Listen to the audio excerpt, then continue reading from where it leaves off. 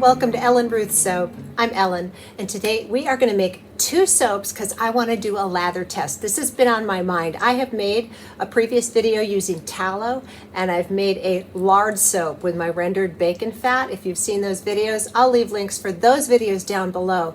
But it got me thinking about homesteading soaps, simple recipes, and what a lard soap versus a tallow soap, if there's a difference in the lather. So we're gonna make one of each. I have this little mold. It's about a 1 pound, I think, mold. I'll show you actually how I'm going to figure out how much batter I need for each of these. I know that you can get 4 nice 1-inch slices out of this little mold. I got this from Be Scented, I think. Wholesale Supplies Plus carries this size. Brambleberry carries this size. It's pretty easy to find. So we're going to make 1 batch of lard soap, 1 batch of tallow soap, and we're going to do a head-to-head lather test. And I did run the numbers. This is going to be a very simple 3-ingredient recipe for each of these.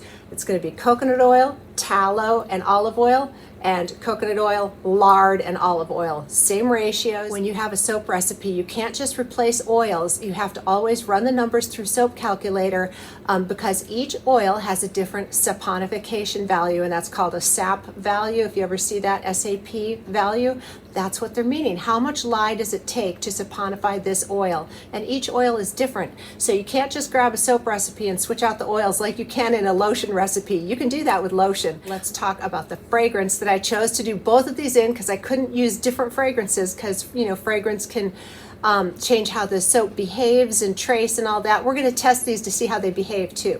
So I picked this soap. This was gifted to me from Rouge, Canada. This video isn't sponsored, but they did send me some fragrances to play with. Boy, they smell fantastic, and they have really high quality fragrances. They are phthalate free, paraben free. It has the scent notes on here. Let me read the scent notes to you for this Eau de Berries. I love the name.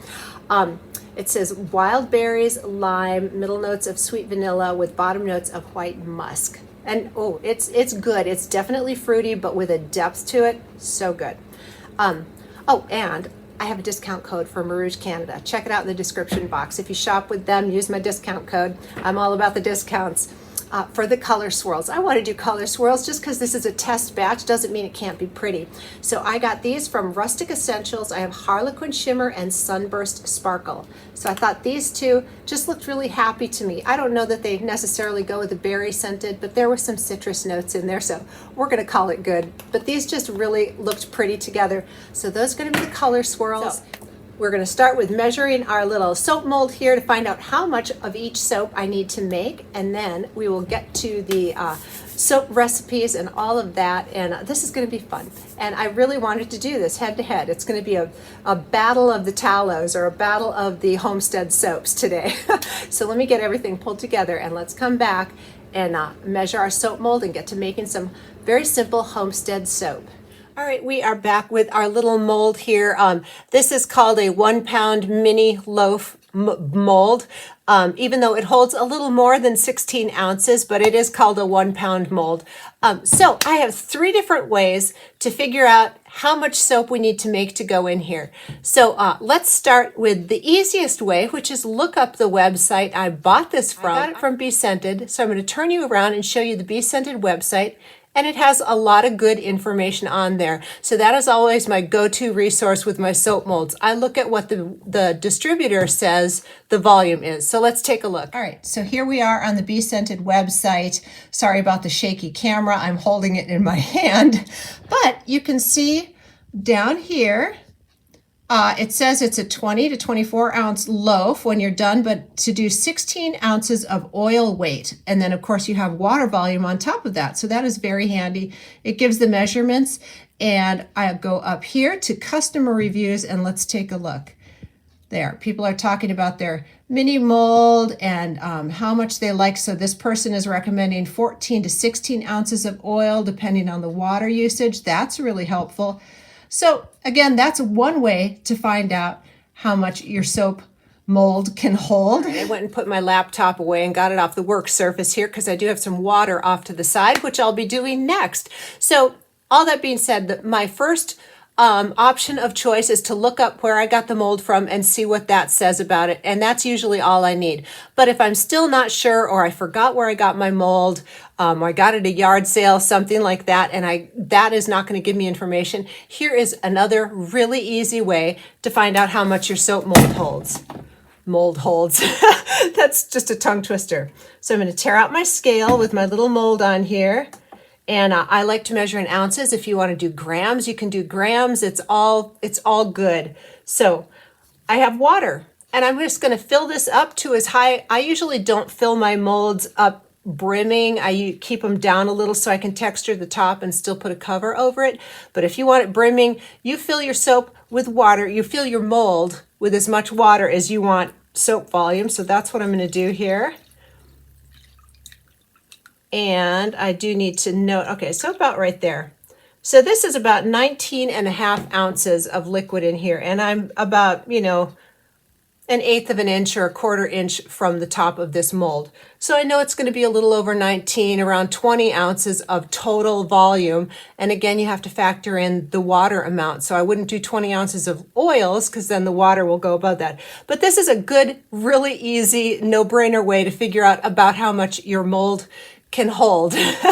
Okay, and now for the third and last way to measure the volume of your soap mold. And this only works for squares and rectangles. If you have a circle or something, this method really wouldn't work, but for a square or a rectangle, this works great. We're going to measure in centimeters, how tall, how wide, and how long it is. So we have 7 centimeters tall. So I'm going to write that down, 7 times 10 centimeters across here, times, let's see, 9 centimeters across that way. Doesn't matter what order you do these in. Now I'm going to take my little calculator because I'm not great at math, and we're going to multiply these numbers here. So let's do that. 7 times 10 times 9 equals 630 square centimeters is what this figure is. So we'll write 630 squared centimeters, which equals 630 grams. And now, for my ounces loving people like myself, I know most people can do grams. I am an ounce girl. Yeah, go to Google. I get asked all the time. I frustrate people when I don't have my recipe in either grams or ounces. They're like, how do you figure it out? Go to Google, super easy function here, and we're going to write ounces to grams, or actually I need grams to ounces, grams to ounces, and you plug in your numbers here. So I have 630 grams equals 22.2 ounces, and that would be brimming to the top. So that is the third and final way to figure out how much volume. But you know what? The first one was the easiest, and it gave the tip, the inside tip, which is 14 to 16 ounces of oil. I do a steep water discount. So if I do 14 ounces of oil and a steep water discount, I'm not going to, flood this mold. It's going to fit in here just perfectly. All right, so it's time to make the lye water for our first batch. We're going to do the lard soap first. Oh, and let me show you. I showed you this green color and the yellow. I'm going to do this for the lard. And then, so I can tell the difference between the two, I pulled out this color blue. What is it? Azure blue mica, which is gorgeous. I'll do the tallow in the blue, and that way, when they're all done, I won't get them mixed up by accident, and we'll know which one is lathering, all the good stuff. I'm doing 14 ounces of oil in the little mold today. So for that, with my, it's about a 28% water volume is what I'm doing. I need 4 ounces of water, which I have here, and I need 2.09 ounces of lye. And you can get out your gram calculator if you want that. I'll have the recipe written in percentage form down below also. And I'm going to add 1 teaspoon of sugar in here and get it dissolved because I like lather. And I know we're testing these oils, but I put sugar in most of my soaps. So I'm going to just stick with what I normally do. And we'll do the exact same thing with the tallow. So I'm not giving one a leg up than the other. And I'm just going to stir this till it gets all dissolved. And then I'm going to throw a little pinch of silk in here like I normally do, and we'll add the lye And get that set off to the side to cool while we get our oils prepped. All right, the sugar's pretty well melted. I've got the teeniest little pinch of silk I'm going to put down in there just because I love it. Again, all of these extras are negotiable. You do not need to add them. So now let me tear my scale out, and I'm adding 2.09 ounces of sodium hydroxide.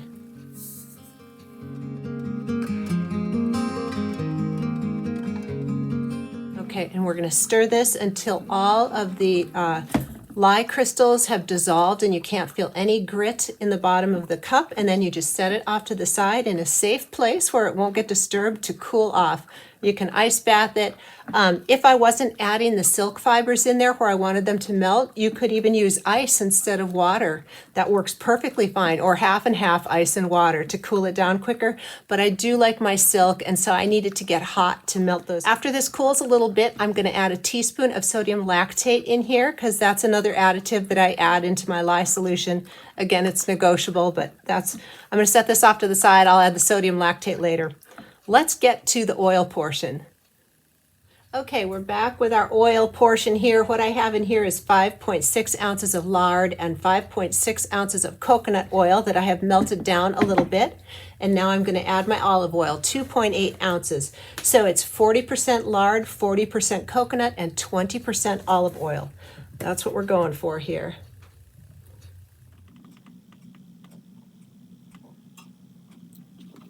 Okay, and while I've got this up on the scale, all teared out, ready to go, I'm going to go ahead and add my fragrance oil in here.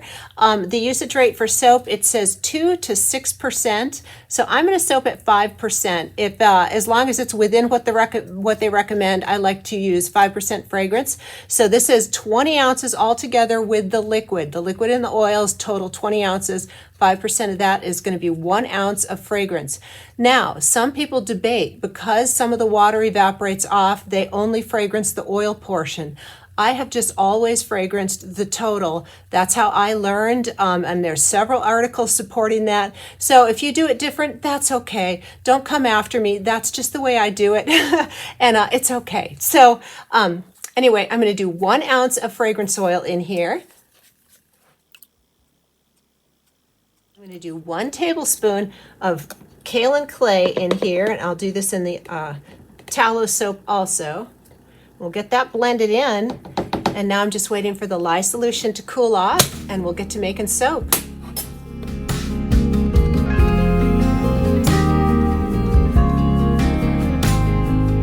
And we are back, and we're ready to go. The oils and the clay are here. Here is our cooled lye solution that has the silk, the sugar, and some sodium lactate going on. And I have my little container off to the side to put the color swirls. And I think I'm just going to do in the pot swirl for these because that's a tiny, I could make my hanger swirl work in there, but it's so little and it's going to have end pieces. So I figure in the pot swirl is going to get the job done today. So let's get this up to a nice light trace, at least an emulsion, then we'll split off with our colors and get it poured in the mold. Some of you guys are really experienced lard soapers, and were telling me that lard is a slow tracing oil, and it's true. And it takes a little longer to firm up. And also, lard soaps will build lather as the cure takes place. So last time I made a lard soap and did a lather test, it was, meh, it was okay, the lather. Well, a couple weeks later, it lathers like a dream. So I'm trying to give this lard bar a little head start on the tallow because I want to give these a equal testing. So the lard soap's going to need a little bit more time, and that's why I'm making it first. So let's get this made and get it in the mold. Oh, also, I have my little heating pad out. I'm going to be setting this on my heating pad and putting a cooler over the top. It is I'm going to attempt to get this little mold to go through gel phase. That's my hope. We'll see if we can do it.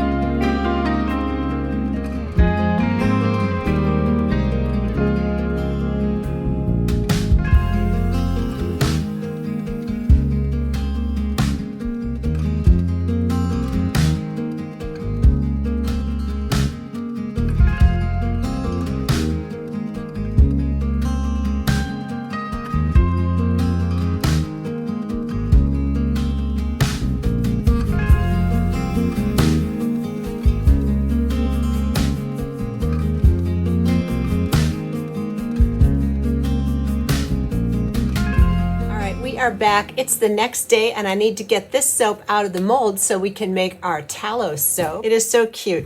And I smell no bacon. Once again, the bacon smell is gone and I just smell that beautiful fragrance.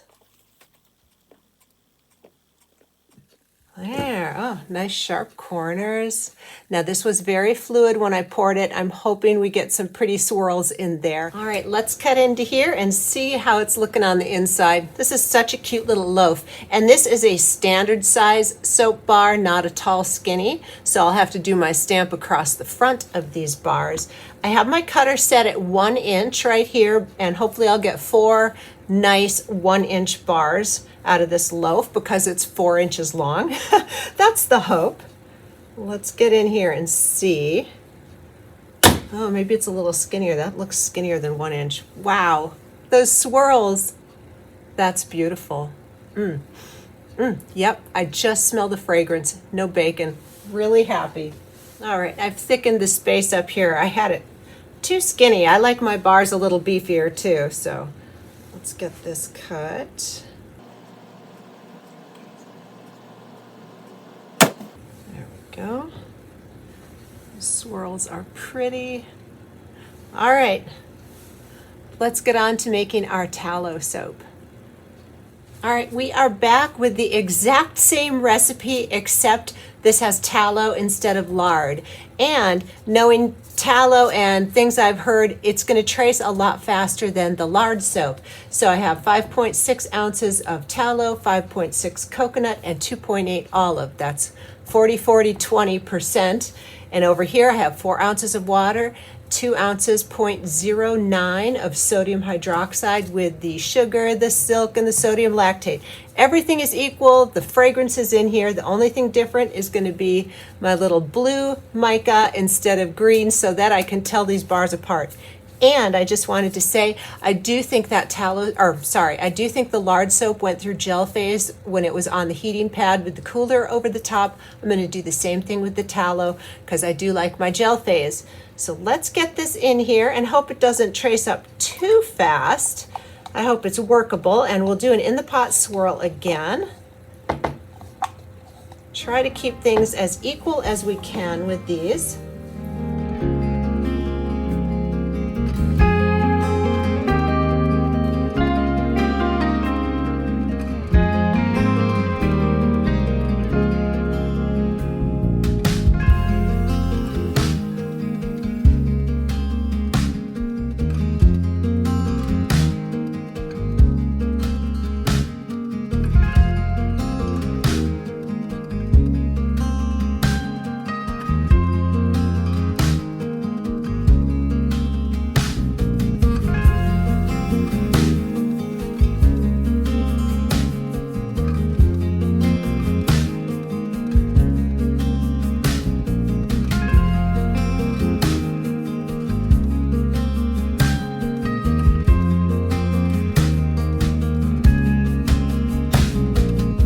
It's the next day, and not only did I go through gel phase, it overheated. You can see crack in here. So I'm going to have to keep an eye. I know tallow soaps can get a little hotter than lard soaps. That may have played a factor. I don't think it takes away from the prettiness of this. Let's get it out of the mold and get cutting and see how the swirls on this soap came out.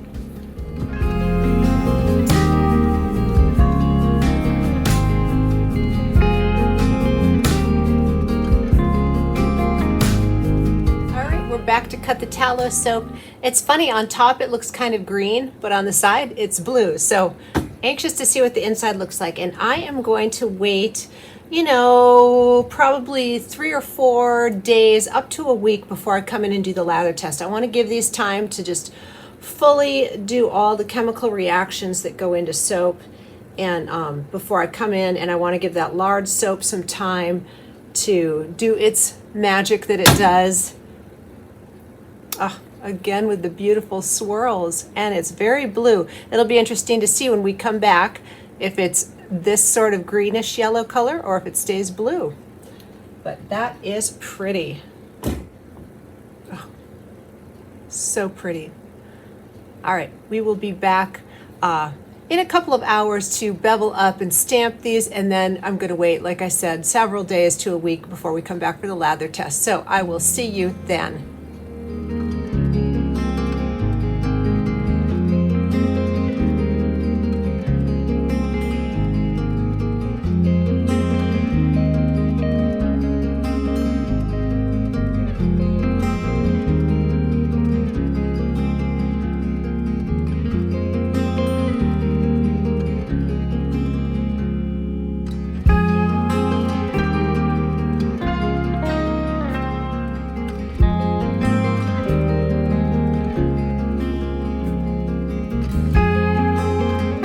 We are back. It has been over a week since I made these soaps, and here's the tallow soap, here is the lard soap. They both smell fantastic, and the tallow soap did not speed up trace as you saw in the video. These both behaved perfectly. So as far as head to head, I think the lard soap traced a little slower, but they were both just beautifully workable. I loved them, and I'm glad I used different colors so I can tell them apart. So now let's grab our slices here. These are just little end pieces that we're going to do our lather test. So let's start with the lard soap since we made that one first. Smells good. That Ode to Berries is a beautiful scent. So right off the bat, it feels very creamy and smooth and lovely. And we're getting a nice lather right off the bat with this one. Oh, I'm loving it. All right, let me set that one down. Beautiful. It's very thick and creamy the first turn, and that's typical of soap. It's almost like a shaving soap consistency. Add a little more water, and then we're going to get the bubbles. Look at that. Gorgeous, gorgeous. So this is the lard soap. Loving it. I couldn't ask for a better lather. So let me get some fresh, clean water, and we will do the tallow soap and see if there's any difference in the lather. All right, I've got some fresh water there. I don't want any cross-contamination, so we get a good test. Here is the tallow bar. And this is home-rendered tallow, by the way. I have bought tallow before. I have a good source. I'll leave a link for the tallow I got. But this is home-rendered. Since this was the rendered bacon fat, I kind of wanted to do a home-rendered version. So the lather did build up a little faster in the tallow. Some of that mica color is coming through. It is creamy, beautiful. It does lather a bit more than the lard soap. The tallow one has a little bit thicker, more abundant lather. But as far as the feel, it feels more cleansing and less creamy. I would say the lard soap felt a little creamier and denser, like a shaving soap lather. And the tallow soap feels a little more bubbly, like a really squeaky clean kind of scrubby, not scrubby, but like a more cleansing, bubbly lather. This one felt a little more conditioning. So the difference is very slight, but I did notice a little bit of a difference, a quicker lather and maybe a little more cleaning feeling and a little bit more smooth and thicker like a shaving soap. That is what I'm seeing in these, but both of these, fabulous. And what a simple recipe. 3 oils, good to go. I think these are both fabulous. I'll be using them both, and I'll be revisiting these recipes for both of these because you know what? I have no complaints. They both soaped well. They lather beautifully. It is a win-win for me. I hope you give these recipes a try. I would love to hear your feedback. And again, thank you so much to all of you experienced tallow and lard soapers out there that have been giving me feedback and input. It's so helpful. And when you share and in the comment section, we all get to benefit from that. So I really appreciate you all taking the time to watch and to comment and all of that. And I hope you have a wonderful day.